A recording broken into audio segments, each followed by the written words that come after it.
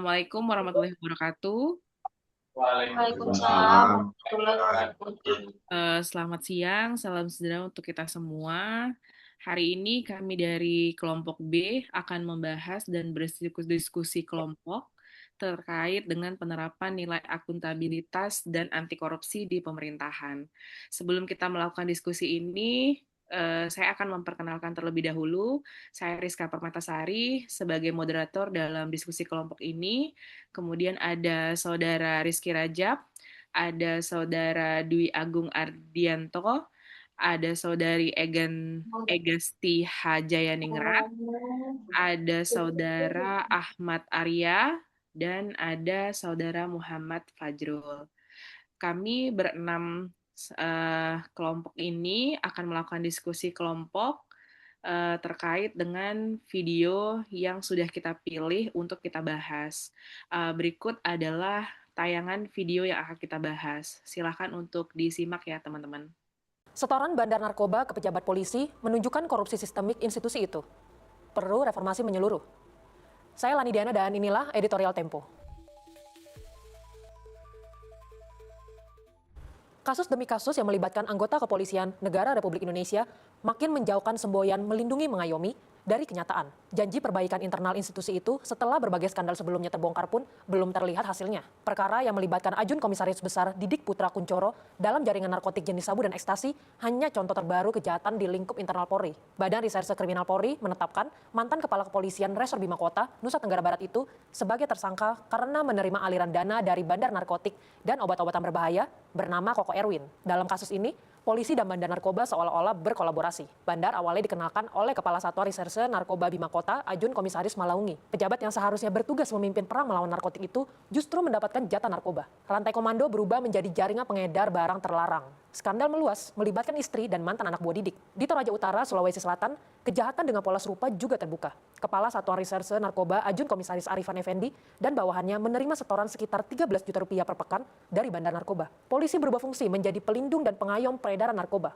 Bidang Profesi dan Pengamanan Kepolisian Daerah Sulawesi Selatan telah menahan keduanya. Beberapa waktu lalu, skandal serupa bahkan melibatkan perwira tinggi kepolisian Inspektur Jenderal Teddy Minahasa. Teddy terlibat jual beli barang bukti perkara narkoba yang seharusnya dimusnahkan. Pengadilan menjatuhkan vonis penjara seumur hidup kepada mantan Kepala Kepolisian Daerah Sumatera Barat tersebut. Peristiwa-peristiwa ini menunjukkan narkoba justru menjadi sumber rente di dalam institusi kepolisian. Dari dugaan setoran kepada Kepala Kepolisian Resor, pengenalan bandar oleh Kepala Satuan Reserse Narkoba, hingga praktik menjual barang bukti, semuanya memperlihatkan relasi kuasa yang menghasilkan keuntungan. Penyalahgunaan kewenangan terlihat meluas. Istilah oknum yang sering dipakai untuk menyebut anggota kepolisian pelaku kejahatan terasa menyesatkan. Ketika pejabat pemegang kewenangan penindakan terseret kejahatan, persoalannya bukan lagi berkaitan dengan moral individu, melainkan masalah tata kelola institusi. Skandal di Bima Kota serta berbagai kasus sebelumnya merupakan korupsi yang berakar pada sistem. Apa yang membedakan korupsi personal dengan institusional? Dalam korupsi personal, pelaku menyimpang dari sistem. Dalam korupsi institusional, sistem justru menyediakan ruang bagi penyimpangan. Pelaku bisa dicopot dari posisinya, tapi pola yang korup tetap bertahan. Dampaknya bukan hanya tetap maraknya peredaran narkotik yang merugikan masyarakat. Legitimasi negara pun terus tergerus karena polisi memegang mandat penegakan hukum. Ketika aparat masuk ke jaringan kejahatan, batas antara negara dan kriminal menjadi kabur. Disinilah reformasi menyeluruh di tubuh Polri diperlukan. Setelah kita melihat gitu ya dan melihat dari video yang telah kita tonton, kita akan menganalisis isi video tersebut secara bersama-sama, di mana video ini merupakan salah satu pelanggaran nilai akuntabilitas yang ada di Polri. Nah, mungkin saya kembalikan ke teman-teman, ada yang ingin menjelaskan terlebih dahulu dari kesimpulan video yang sudah kita tonton tadi, gitu ya, secara bersama-sama. Dan dari teman-teman dipersilahkan. Mungkin moderator Baik, kita Saudara bantu Ahmad, meringkaskan. persilahkan. Ya, terima kasih. Eh, Ringkasan dari video tersebut adalah mantan Kapolres ini ditetapkan sebagai tersangka karena menerima aliran dana dari bandar narkoba. Terus kolaborasi antara aparat dan bandar. Jadi pejabat yang seharusnya memimpin perang melawan narkoba justru mengenalkan bandar kepada atasannya dan menerima setoran mingguan seperti kasus tersebut yang menerima sekitar 13 juta per pekan. terus melibatkan jual beli barang bukti narkoba yang seharusnya dimusnahkan. Dari video ini menegaskan bahwa kita bukan sekedar masalah moral individu, melainkan masalah tata kelola yang dimana sistem menyediakan uang bagi penyimpangan. Terima kasih. Saya kembalikan. Terima kasih Saudara Ahmad, di mana dari video tersebut bisa kita simpulkan bahwa memang yang seharusnya Polri ini sebagai pengayom gitu ya, bahkan harus menangkap untuk bandar-bandar narkoba ini, tetapi Polri tidak bisa menjalankan tanggung jawabnya sebagaimana mestinya. Nah, mungkin kita juga harus mikir dan diskusi bersama-sama gitu ya teman-teman.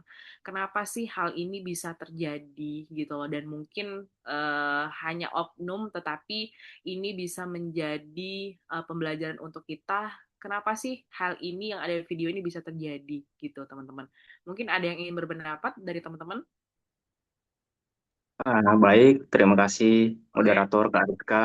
Terima kasih juga atas pemaparannya tadi dari Kak Arya. Jadi saya menyimak ya. Betul tadi apa yang dikatakan oleh Kak Rizka, bahwa kejadian-kejadian seperti ini eh, tentunya kita tidak bisa memukul rata bahwa semua polisi itu melakukan hal yang seperti ini. Tentu ini udah oknum ya, gitu kan ya. Karena di luar sana juga saya banyak melihat konten dan banyak mendapat informasi bahwa masih banyak polisi yang baik-baik, gitu kan ya. Jadi kita harus adil dan berimbang dalam melihat hal ini.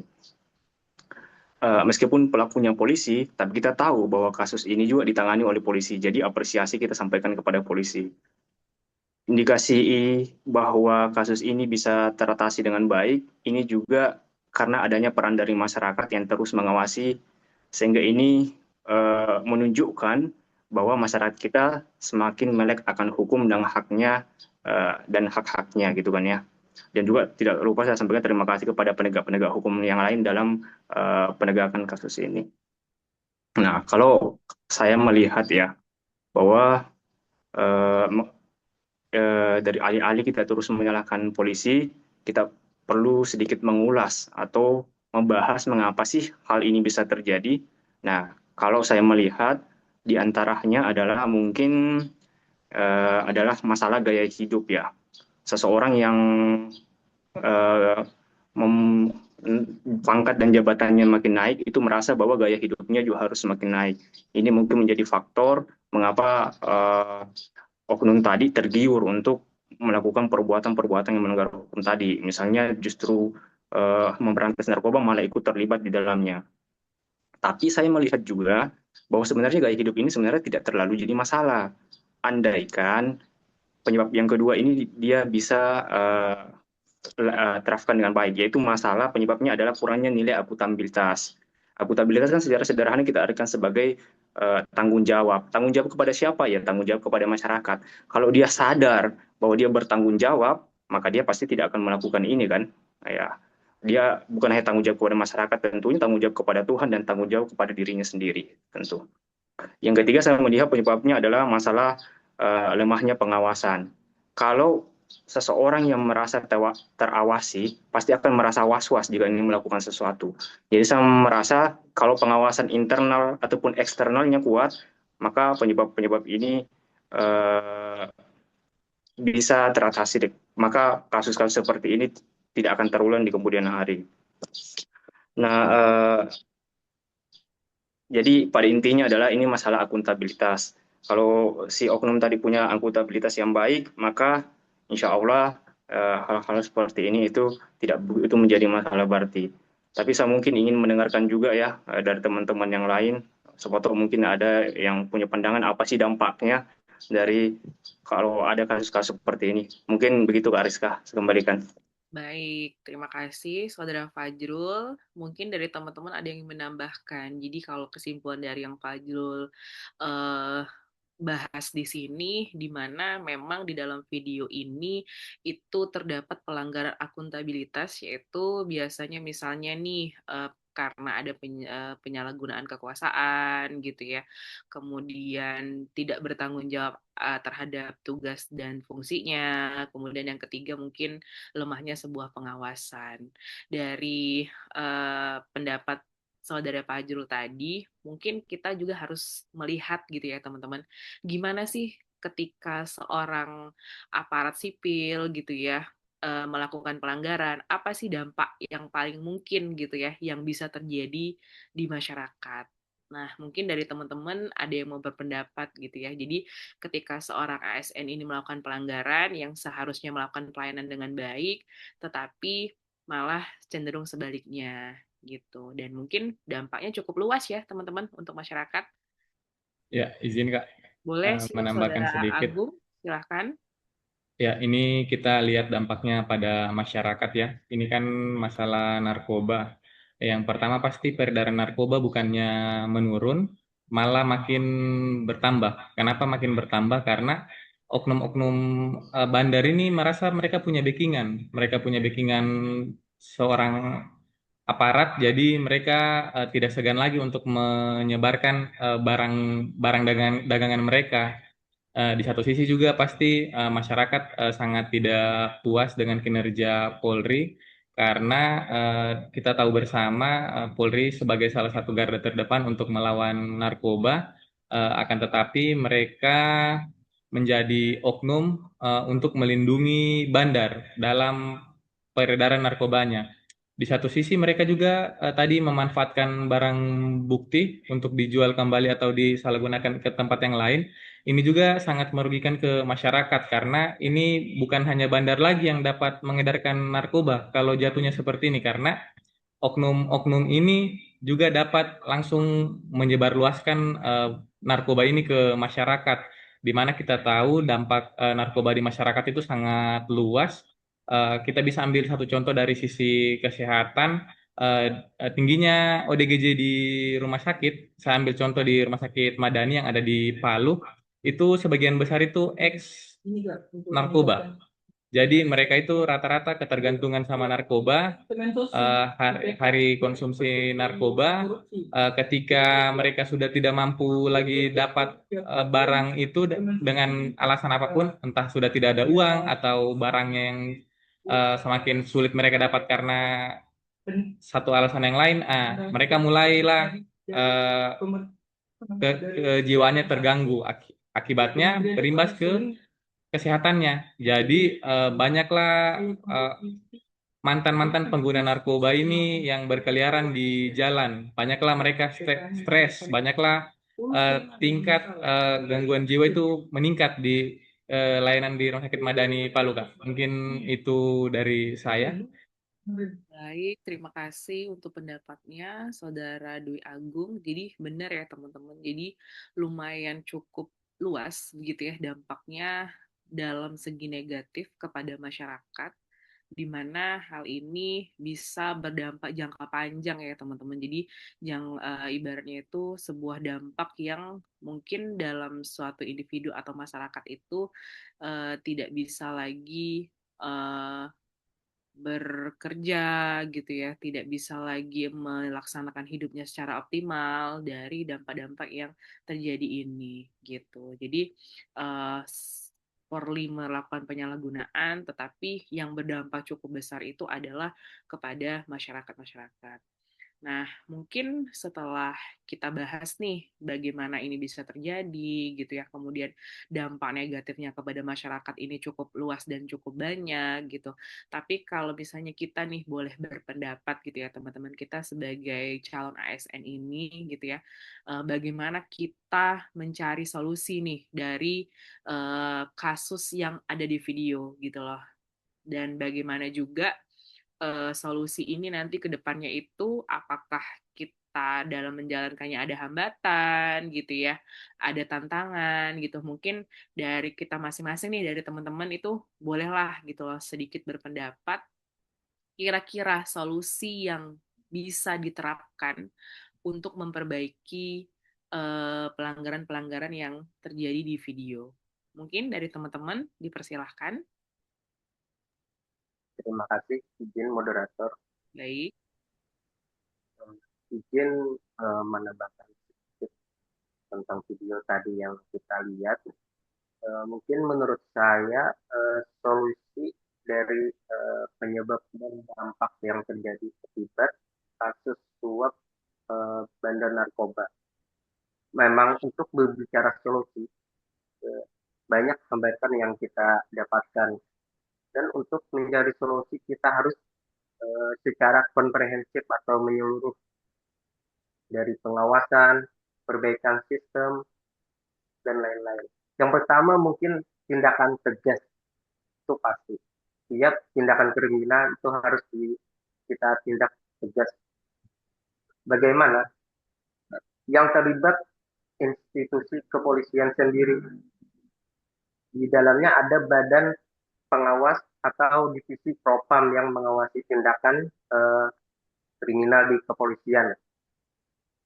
Jadi tindakan tegas itu harus diterapkan di institusi kepolisian itu sendiri. Tidak pandang bulu, baik itu perwira bawah, menengah, maupun atas.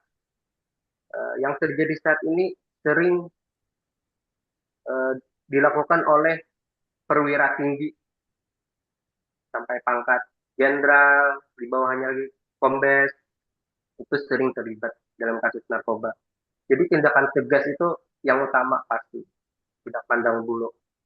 Yang kedua mungkin pengawasan internal maupun eksternal. Tadi seperti yang dijelaskan Mas Fajrul, bukan cuma internal, tapi eksternal. Lembaga dari luar, seperti KPK juga bisa berkolaboratif. Terus transparansi dari kepolisian tersebut harus ditegakkan agar masyarakat percaya bahwa tindakan yang dilakukan kepolisian itu bisa dilihat oleh publik. Terus sebenarnya kejadian-kejadian yang terjadi di institusi kepolisian ini yang pertama karena kesadaran dari diri masing-masing. Seperti yang dijelaskan Mas Fajrul tadi tentang gaya hidup yang meningkat membuat pelaku itu menyalahkan wewenangnya dia sendiri. Jadi mungkin untuk kedepannya institusi Polri itu dalam rekrutmen kepolisian itu harus selain transparan juga harus terukur, bebas dari titipan, bebas dari suap dan lain-lain agar rekrutmennya menjadi bersih dan baik. Terus juga di institusi kepolisian pentingnya untuk melakukan pendidikan integritas agar etika profesi di kepolisian itu bisa diterapkan di institusi tersebut. Juga bukan hanya rotasi jabatan, agar kepolisian citranya lebih baik lagi di mata masyarakat. Memang agak susah untuk mencari solusi karena yang terlibat di dalam kasus tersebut adalah institusi Polri sendiri. Jadi lembaga eksternal itu harus bertindak tegas terhadap institusi ini agar kebijakan-kebijakan dan pelanggaran itu dapat diselesaikan. Mungkin itu saja yang dapat saya sampaikan. Terima kasih. Saya kembalikan ke moderator. Baik, terima kasih Saudara Rizky Rajab. Nah, ya benar ya, kita semua sepakat gitu ya dengan pendapat dari Saudara Rizky Rajab, di mana memang untuk kita melakukan pemberantasan gitu ya, tantangan dan solusi yang mungkin ke depannya akan menjadi hambatan, yaitu dalam pengawasan gitu ya, karena pengawasan ini bisa dilakukan secara internal maupun eksternal, tetapi masih butuh komitmen bersama gitu ya untuk melakukan pemberantasan ini. Nah, mungkin kita juga sebagai ASN gitu ya, jika kita melihat dari apa yang kita bahas hari ini, kira-kira nih dari teman-teman semua, kita kalau sebagai ASN melihat ada teman kita gitu ya, melihat ada partner kita atau dari kementerian lain yang seperti ini, bagaimana kita menyikapin ketika kedepannya ada kasus-kasus seperti ini? Mungkin dari teman-teman? Jadi izin moderator, Baik, dipersilahkan Ega Sasti. izin menambahkan teman-teman, berdasarkan tema diskusi kita hari ini yaitu nilai akuntabilitas dan anti korupsi, yang mana nilai tersebut termasuk ke dalam core values kita sebagai ASN yaitu berakhlak pada huruf K. Nah, sebagai ASN atau kita sekarang calon ASN, nilai akuntabilitas harus diwujudkan melalui yang pertama, salah satu caranya adalah transparansi dalam bekerja. Transparansi dalam bekerja ini disesuaikan dengan profesi kita masing-masing di tempat bekerja masing-masing. Kemudian bisa dengan pelaporan yang jujur dan terbuka. Dan selanjutnya yang bisa kita lakukan adalah bertanggung jawab atas setiap keputusan yang kita ambil. Nah, karena seperti video yang kita saksikan bersama sebelumnya, korupsi itu tidak terjadi secara tiba-tiba ya, tetapi berawal dari kecilnya komitmen terhadap akuntabilitas itu sendiri. Nah, oleh karena itu, penguatan nilai akuntabilitas menjadi kunci utama dalam mencegah korupsi. Nah, tentunya dengan tujuan membangun pemerintahan yang bersih. Mungkin itu dari saya. Terima kasih. Saya kembalikan kepada moderator.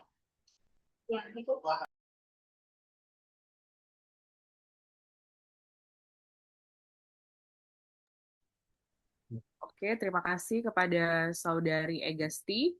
Mungkin dari teman-teman ada lagi yang ingin berpendapat terkait dengan sikap kita sebagai ASN. Mungkin cukup, moderator. Speaker cukup jelas ya, moderator. Baik. Jadi teman-teman dari pembahasan kita hari ini sudah cukup jelas kita bahas semua gitu ya dari video yang kita tonton itu, di mana ini merupakan walaupun mungkin gitu ya korupsinya secara tidak langsung gitu ya, artinya tapi pada video ini menggambarkan bahwa seseorang oknum ini tidak bisa bertanggung jawab terhadap tanggung jawab yang telah diberikan, kemudian melakukan korupsi dari hasil tanggung jawab yang telah diberikan kepadanya, sehingga pada video ini merupakan salah satu contoh penerapan nilai akuntabilitas dan anti korupsi di pemerintahan yang cukup buruk, gitu ya.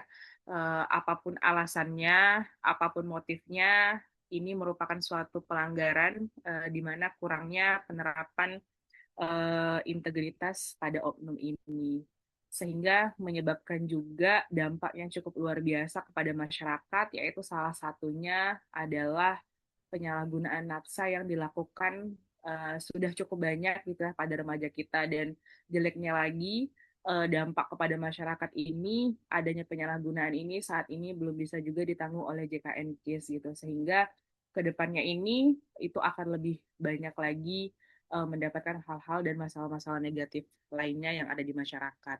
Dari dampak ini sendiri gitu ya, kita sebagai ASN pun harus ikut melakukan pengawasan gitu ya, di mana solusinya ini kita harus memperketat pengawasan secara internal maupun eksternal gitu ya. Jadi walaupun kita bukan di dalam Polri, tetapi kita juga bisa melakukan pengawasan, masyarakat juga bisa melakukan pengawasan.